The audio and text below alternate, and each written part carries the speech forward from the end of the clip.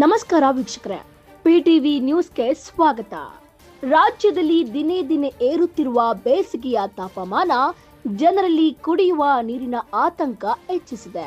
ಅದರಲ್ಲೂ ಬೆಂಗಳೂರು ಸೇರಿದಂತೆ ಹಳೆ ಮೈಸೂರು ಭಾಗದ ಜನರಿಗೆ ಇದೀಗ ಕೆಆರ್ಎಸ್ ಅಣೆಕಟ್ಟಿನ ನೀರಿನ ಮಟ್ಟ ಕುಸಿತ ದೊಡ್ಡ ಚಿಂತೆ ತಂದಿದೆ.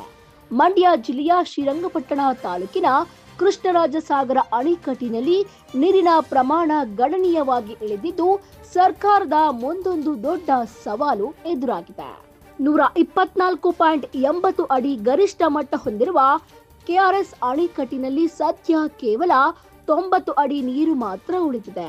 ಒಟ್ಟು 16 ಟಿಎಂಸಿ ಸಂಗ್ರಹ ಸಾಮರ್ಥ್ಯ ಇರುವ ಡ್ಯಾಂನಲ್ಲಿ ಸುಮಾರು 7 ಟಿಎಂಸಿ ಡೆಡ್ ಸ್ಟೋರೇಜ್ ಆಗಿದ್ದು ಬಳಕೆಗೆ ಕೇವಲ 9 ಟಿಎಂಸಿ ನೀರು ಮಾತ್ರ ಲಭ್ಯವಿದೆ.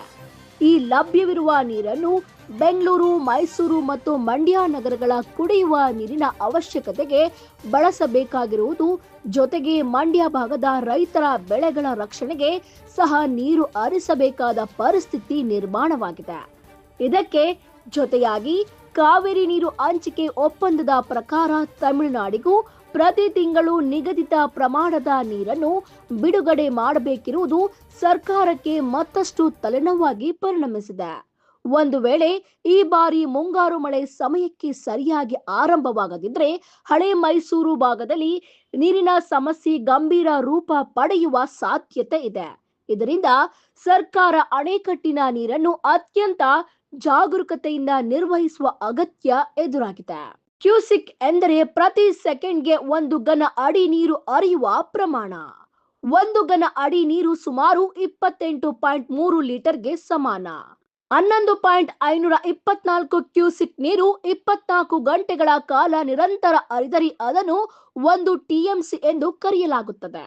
10,000 ಕ್ಯೂಸಿಕ್ ನೀರು ಒಂದು ದಿನ ಹರಿದರೆ ಸುಮಾರು 0.864 ಟಿಎಂಸಿ ಆಗುತ್ತದೆ.